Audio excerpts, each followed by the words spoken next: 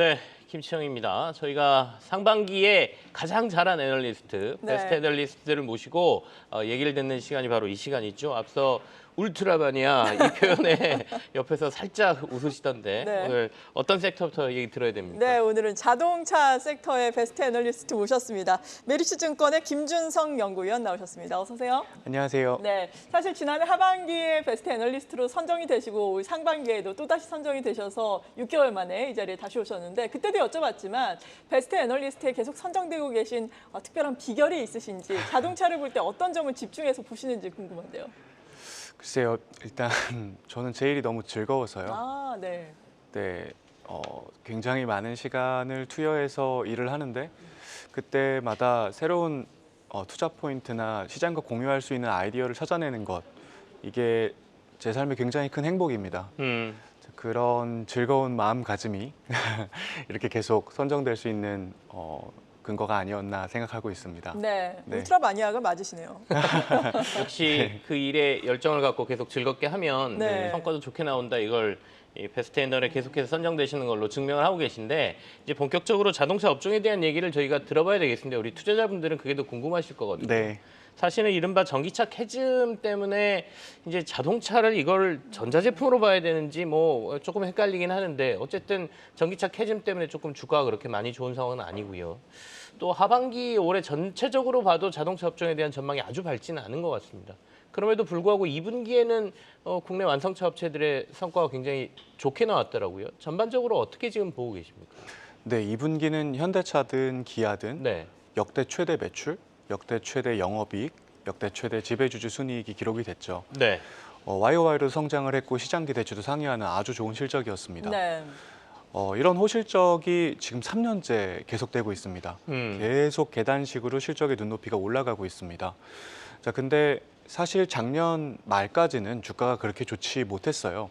그리고 올해도 보면 기아 같은 경우에는 1분기, 2분기 실적이 4월, 7월에 굉장히 잘 나왔음에도 그 기간 동안 주가가 하락했습니다. 자, 실적 하나하나에 대해서는 시장이 반응하지 않고 있다는 거죠.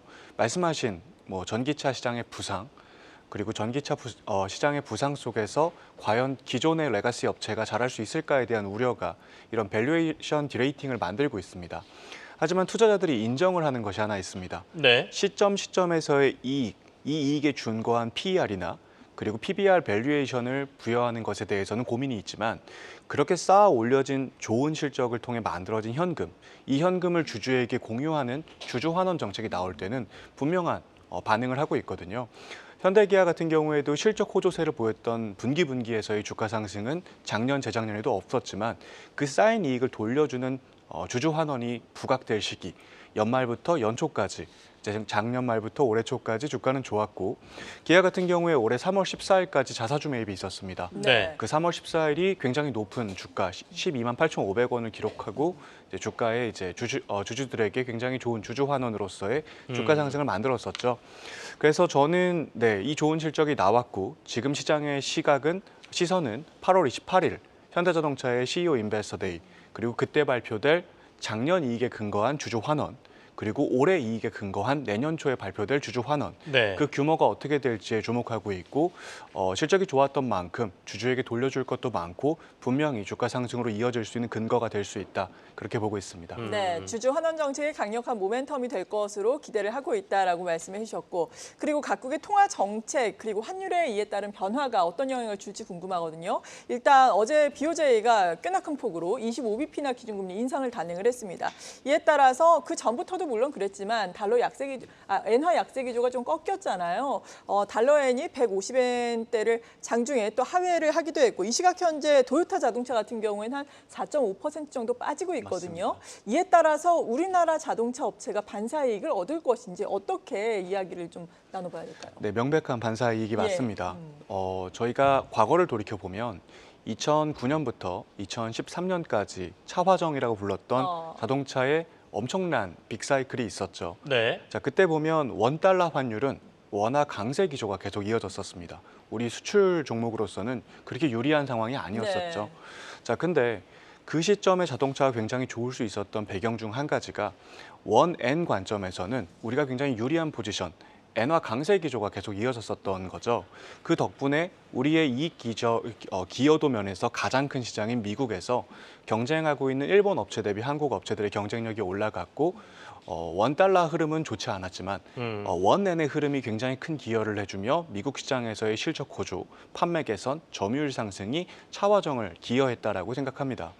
지금 지난 2, 3년 정도를 놓고 보면 원화도 달러 대비 약세 기조였고 네. 엔화도 달러 대비 약세 기조였습니다. 자, 그 두 환율이 동이 이제 일본 업체든 한국 업체든 좋을 수 있었던 거죠. 지금 엔화가 강세 전환을 두드러지게 해준다면 이제 차별화된 경쟁력을 미국에서 확보할 수 있을 것이고 이것은 실적 개선 네. 그리고 더 많은 현금 흐름의 확보 그걸 통한 주주 가치의 재고를 더 많이 할 수 있는 근거로 저는 활용될 수 있다고 생각합니다. 확실하게 이 환율 부분은 우리한테 도움이 될 것이다 이렇게 보고 계세요. 앞으로 이제 이 금융 정책은 확실하게 방향성이 약간 반대로 가겠죠. 일본은 금리 인상 쪽으로 계속해서 스텝을 더 밟겠다라고 얘기했고, 우리는 이제 금리 인하 쪽으로 미국이 가기 시작하면 같이 갈 테니까 이 부분은 도움이 될 거다라고 말씀 주셨고, 그 전에 이제 가장 주목하는 거는 현대차의 고간이 지금 늘어나 있다는 거 아니었습니까? 맞습니다. 그리고 8월 말에 있을 CEO 인베스터스 데이에서 주주환원 정책을 발표하는 건 정부의 밸류 프로그램하고도 연결돼 있거든요. 맞습니다. 그게 이제 주가적인 촉매가 굉장히 될 거다 이렇게 말씀을 주셨으니까 조금 더 구체적으로 얘기해 볼까요? 네, 지금 자동차 회사들은 지난 3년 동안 사실 현대기아뿐만 아니라 전 세계적으로 고간이 많이 채워지는 자리였습니다. 2020년 코로나 발발 이후에 차량용 반도체 공급 부족 사태가 있었고 그 이후 그 영향으로 자동차 시장에서의 판가가 굉장히 높게 유지되는 경향이 있었습니다. 그 기조 속에서 자동차 회사들은 고간이 다들 채워졌고 네. 뭐 GM도 그렇고 토요타도 그렇고 그리고 현대기아도 그렇고 현금이 굉장히 많이 쌓였고 그거를 주주에게 돌려주는 주주환원, 자사주 매입을 공격적으로 진행해 왔습니다. 그 어떤 회사를 막론하고 그 자사주 매입을 통해서 주주 환원을 진행했던 기간 동안 주가는 무조건 상승했던 패턴을 보여왔고요. 저는 현대자동차가 자사주 매입이라는 카드를 지금 올해 들어서 처음 제시하게 되는 건데 이것을 통해서 규모가 1조가 나오든 2조가 나오든 네. 그 규모의 강도에 따라서 주가 상승의 탄력은 달라지겠지만 명백히 주가 상승의 근거로 작동한다는 것은 다른 회사를 통해서건 그리고 그 옆에 있는 기아자동차를 통해서건 우리가 확인됐던 사안이라고 생각합니다.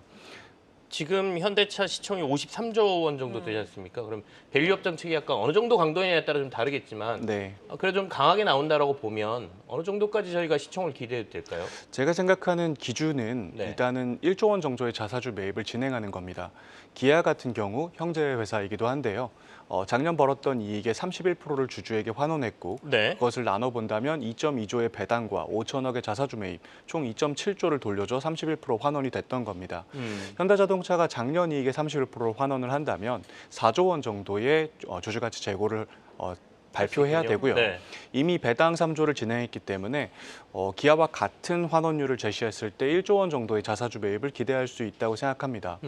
그리고 1조 원 정도의 자사주 매입을 진행했을 때 자본 소각에 따른 ROE 개선폭을 계산해 보면 역사적인 PBR 밸류에이션을 적용해 보면 0.78배 정도의 PBR을 부여받을 수 있는 정당화가 이루어질 것 같고요. 네. 그랬을 때 저는 30만 원 초반 이상의 주가 형성이 만들어질 수 있다라고 기대합니다. 그리고 그것은 기아와 같은 환원율의 주주 환원을 했을 때의 이야기고요. 만약에 그 더 이상의 주주 환원을 한다면 말씀드렸던 것처럼 강도는 좀 더 올라갈 수 있다라고 기대하고 있습니다. 네. 그리고 전기차 캐즘에 대한 논란은 계속해서 이어지고 있잖아요. 여기에 또 바로미터가 될 수 있는 주가의 흐름이 테슬라가 될 텐데 그래도 최근에 고점 대비해서 좀 하락하다가 테슬라의 주가가 반등에 성공을 하고 있어요. 모건 스탠리 같은 경우도 자동차 내에서 탑픽 종목이 테슬라다 이렇게 언급을 하면서 장중 동향이 상당히 좋기도 했는데 전기차가 얼마나 팔리느냐도 중요하지만 자율주행이 어느 정도 속도로 빠르게 변화하고 있고 실제로 언제 상용화가 어느 정도 레벨로 될지가 중요하잖아요. 테슬라 전기차 또 타러 반년마다 미국 가신다 이런 얘기 들었거든요. 실제로 어떻게 보시는지 궁금합니다. 네, 그냥 반년마다 간다기보단 제가 생각했을 때 유의미한 정량적 지표 개선이 만들어졌을 때 타러 갑니다. 예. 네, 그냥 뭐 똑같은 성능인데 제가 타러 갈 이유는 전혀 없는 그렇죠. 거죠. 예. 버전 뭐 9, 10, 11, 12 이렇게 바뀔 때마다 개선이 굉장히 많이 나오기도 하고 적게 나오기도 합니다. 저 같은 경우에는 작년 1월, 올해 1월, 그리고 올해 7월에 타러 갔었고 네. 개인적으로는 9월이나 10월 정도에 한 번 더 갈 계획입니다. 최근에 나온 12.5가 굉장한 성능 개선을 정량적으로 보여주고 있거든요. 그래서 그런 성과들이 선도업체를 통해서 나오게 되면 업종의 비즈니스 모델 자체가 구조적으로 변화한다고 생각합니다.